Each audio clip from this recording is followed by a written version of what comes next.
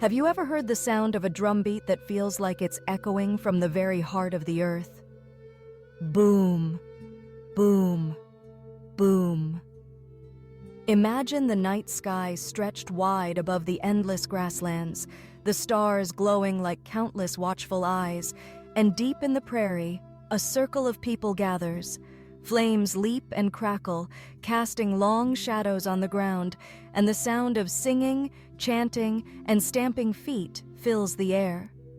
This is not just a dance for joy, nor just a dance for strength. This is the buffalo dance, a dance older than memory, a dance of survival, gratitude, and magic. Long ago, the people of the plains lived closely with the great buffalo. The buffalo were not only animals, they were life itself. From their hides came shelter and clothing, from their bones came tools, from their flesh came food to fill empty stomachs. Without the buffalo, the people could not live. But the buffalo were not always easy to find. Sometimes they roamed far away, and when the herds disappeared, hunger and fear would settle over the villages like a heavy storm cloud. It was in such a time that one small village faced the shadow of hunger. The hunters had returned day after day with empty hands. The people grew thin, and the children's laughter grew quiet. Around the fires, whispers rose. What if the buffalo had abandoned them forever? What if the Great Spirit had turned away? One evening, as the sun bled red and gold across the horizon, the village elders gathered the people. "We must not give in to despair," said one. "We must call the buffalo back to us." And so they decided they would perform the sacred buffalo dance. The men painted their faces with streaks of red, black, and white, each color holding meaning: life, death, spirit. Some placed horns upon their heads, some wore shaggy hides across their shoulders, becoming buffalo in body and spirit. The women prepared the drums and rattles, their voices ready to rise like the wind. Children gathered close, their wide eyes glowing with both hunger and hope. As night fell, the dance began. The drums beat low and steady, like the heartbeat of the earth itself. Boom, boom, boom.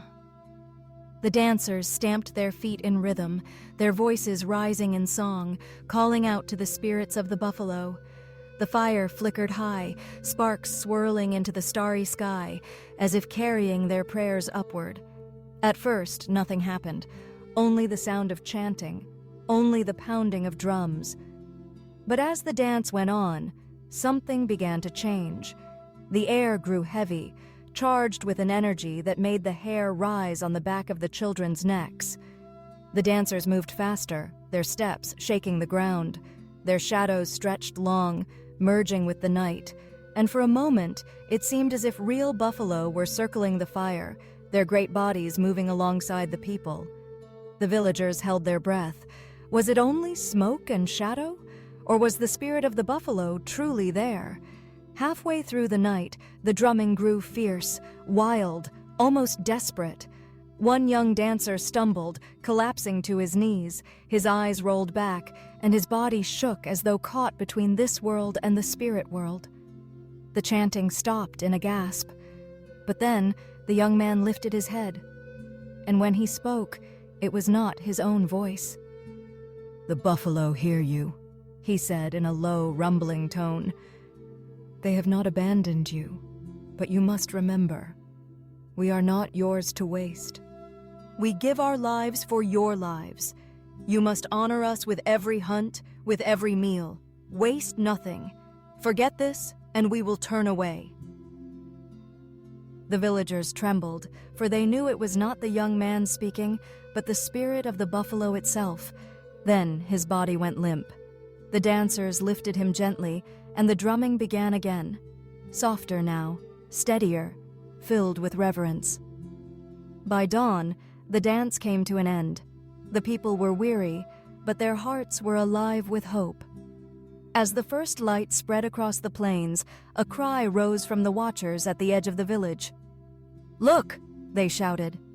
There, in the distance, the earth itself seemed to move. a dark, rolling tide sweeping across the horizon. The buffalo had returned. Their hooves thundered like drums, their breath steaming in the morning chill. The people wept, their hunger forgotten for a moment in the joy of seeing life restored. The dance had worked. Their prayers had been heard. The hunters prepared themselves, but they remembered the words spoken in the night.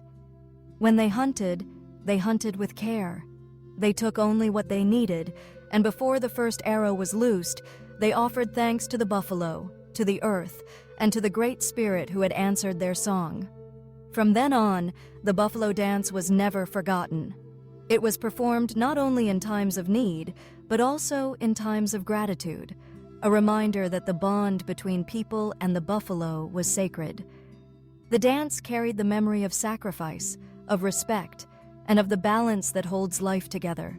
So when you imagine the fire glowing in the darkness, the drums beating like a heartbeat, the dancers moving as one, remember, it was not only a dance, it was a promise that people in Buffalo would live in harmony, giving and receiving with respect, so that life could go on. And that is why, even today, the buffalo dance is honored among the people of the plains. A story, a song, and a prayer woven together, echoing across generations like the sound of distant drums. The lesson of the buffalo dance is simple but powerful. Honor the gifts of life, take only what you need, and give thanks always. For when we respect the world around us, it will continue to provide. Like, comment, and subscribe for more magical folktales. And don't forget to press the bell icon. Tell me, if you were there on that night, standing by the fire, would you have believed the spirit of the buffalo was truly speaking through the young dancer?